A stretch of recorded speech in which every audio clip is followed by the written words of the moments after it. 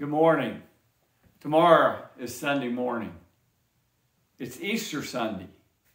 Be a wonderful Sunday for you to start coming back to worship service in person. 9 o'clock, Unity Church of Christ on Murfreesboro Road. We hope to see you there.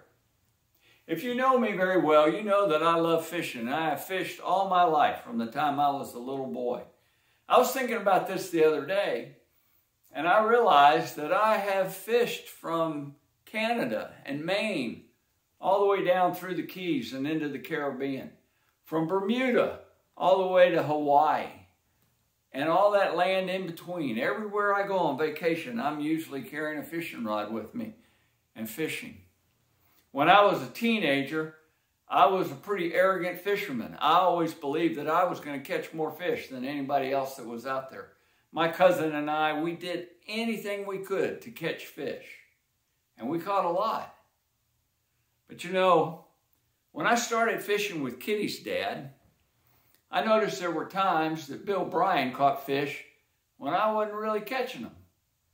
So I started watching Bill and saying what he was doing that I wasn't doing, so that I could learn some new techniques and renew my fishing methodology. When I moved up here, I didn't know anything about bass fishing, and there was a man, Brother Collins, at the West End Church of Christ. When I was in college, started taking me bass fishing with him. Learned a lot of things about bass fishing there. Ronnie Douglas at Una. I fished with Ronnie a lot, and I learned a lot from Ronnie. Always trying to improve my techniques. And Steve Foster. Fished with Steve Foster some, and Steve did some things a lot different than I did them. And Steve was catching fish, so I learned how to fish some different techniques to make things better. You know, you can look at companies in the United States, companies that used to be the powerhouse in the industry. Look at IBM. IBM was a dominant force in the computer industry. But how many of you have an IBM personal computer? They're rare. Very few people have IBM computers anymore, personal computers anymore. Or look at the phone company, Bell and AT&T. They were dominant, almost a monopoly. It took the government's intervention at some point in time. But AT&T and Bell, they stayed with landlines way too long, and the cell market just passed them.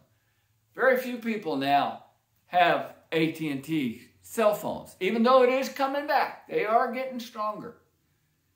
You look at Xerox.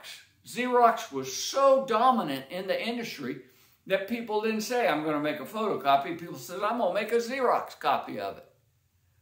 Well, how many of you have Xerox copiers where you work now? I would bet the majority of you have some other brand of copier other than a Xerox, because they sat back on their dominance in the market, and they were where they were, and they felt good about it, and the business just passed them by. You know, we as Christians can be comfortable where we are. We can sit here with our relationship and think everything is great. I want to read to you from Romans chapter 12, beginning in verse 1. Therefore, I urge you, brothers, in view of God's mercy, to offer your bodies as living sacrifices, holy and pleasing to God. This is your spiritual act of worship. Do not conform any longer to the pattern of this world, but be transformed by the renewing of your mind. Then you will be able to test and approve what God's will is, his good, pleasing, and perfect will. Don't be complacent. Don't accept your current relationship as being the best that it can be. Always work to be transformed by the renewing of your mind. Be safe. Stay well out there.